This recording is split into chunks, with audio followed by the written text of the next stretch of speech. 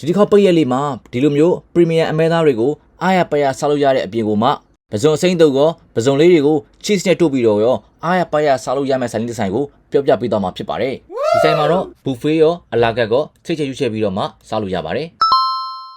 ဒီမကူရဆိုင်လေးမှာဆိုလို့ရှိရင်တော့အကင်တွေကိုကိုယ်စိတ်ကြိုက်ကင်လို့ရတယ်လို့မျိုးပဲကိုယ်တိုင်မကင်ကြည့်ဘူးဆိုလို့ရှိရင်လည်းဆိုင်ကဝန်ထမ်းတွေကနေပြီးတော့မှစိတ်ကြိုက်ကင်ပေးပါတယ်ဒါဆိုတော့လုံးဝကိုအဆင်ပြေတဲ့ဆိုင်လေးဖြစ်ပါတယ်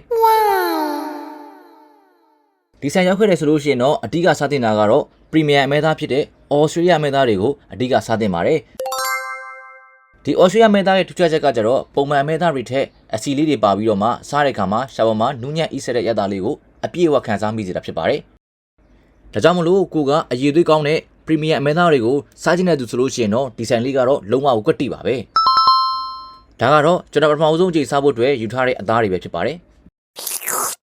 ဒီဆိုင်မှာတော့အမဲသားအပြင်ဝက်သုံးတဲ့သားတွေကြက်အသေးမြစ်တွေရှိပေမဲ့ကျွန်တော်ကတော့ဒါတွေကိုနည်းနည်းပဲစားမှာဖြစ်ပါတယ်ပြီးသွားရင်ပဲလိတ်နဲ့အရွက်လေးတွေကိုနည်းနည်းပဲထပ်ပြီးတော့ယူလိုက်မယ်ဒါဆိုရင်တော့ကျွန်တော်စားဖို့အတွက်လုံးဝအဆင်ပြေသွားပါပြီအော်စတြေးလျမဲသားတွေကတော့กินနေတဲ့အချိန်မှာအနံလေးတွေကမှုေးပြီးတော့မှလုံးဝကိုစားချင်စရာကိုဖြစ်နေပါပြီဒါဆိုကျွန်တော်စပြီးတော့မှစားကြည့်လိုက်ပါမယ်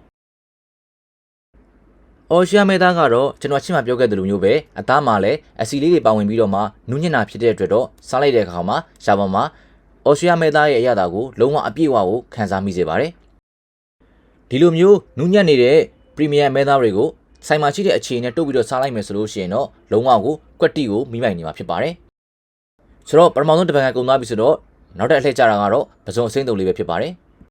ပဇွန်စိမ့်တုပ်တွေကတော့တပွဲကို၄-၅ កောင်ပါတာဖြစ်ပါတယ်ကျွန်တော်ကတော့စားခြင်းတဲ့အချိန်မှာအချင်းချင်းဖြစ်အောင်လို့စပြီးတော့ရောက်တဲ့ကနေကြိုပြီးတော့မှတ်ထားလိုက်ပါတယ်ပဇွန်စိမ့်တုပ်တွေကတော့စားတဲ့အခါမှာတော့ချင်ဆက်ရတာလေးနဲ့ပဇွန်စိမ့်တုပ်ရဲ့နူးညံ့တဲ့ရတာလေးတွေနဲ့ပေါက်ဆက်ထားတာဖြစ်တဲ့အတွက်တော့ရတာကတော့လုံးဝကိုကွတ်ရှယ်ပါပဲဒါကြောင့်မလို့ဒီဆိုင်မှာစားဖြစ်ခဲ့ရင်ပဇွန်စိမ့်တုပ်ကိုလည်းစားဖို့မမေ့ခဲ့ပါနဲ့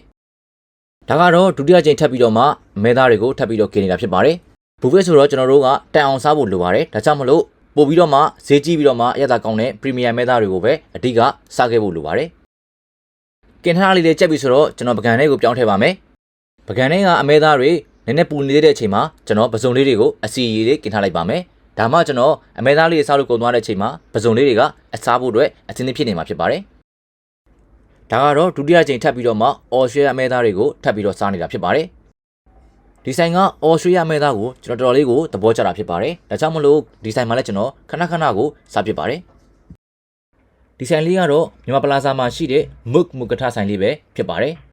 အော်စတြေးလျမဲသားတွေလည်းစားလို့ပြီးသွားပြီဆိုတော့ကျွန်တော်ဒီတစ်ခေါက်ကတော့ပဇွန်လေးအလှည့်ဖြစ်ပါတယ်ပဇွန်ကလေးတွေဆိုတော့ cheese နဲ့တိုးပြီးတော့စားမှအရသာကတော့ပို့ပြီးတော့ပြည့်စုံမှာဖြစ်ပါတယ်ဒါကြောင့်မလို့ဒီမှာကျွန်တော်တို့ cheese နဲ့တိုးပြီးတော့စားလိုက်ပါမယ်ပဇွန်ပူနည်းလေးကို cheese နဲ့တိုးပြီးတော့စားရတဲ့ရတာကတော့လုံးဝကို perfect ပါပဲ cheese ကတော့ကျွန်တော်ကတော့ Mr. Jerry cheese ကိုပို့ပြီးတော့သဘောကျပါတယ်ဒါပေမဲ့ဒီဆိုင်က cheese ကလည်းစားလို့တော့အဆင်ပြေပါတယ်ဒီဆိုင်မှာတော့ပဇွန်တွေကိုလိုတလောက်ခွာပေးတယ်လို့မျိုးပဲ cheese ကလည်းလိုရင်ထပ်ပြီးတောင်းလို့ရတာဖြစ်တဲ့အတွက်လုံးဝကိုအဆင်ပြေပါတယ်စားချင်တာတွေလည်းအားရအောင်တန်အောင်စားပြီးပြီဆိုတော့အချိုတဲမဲ့အစီအစဉ်ဖြစ်ပါတယ်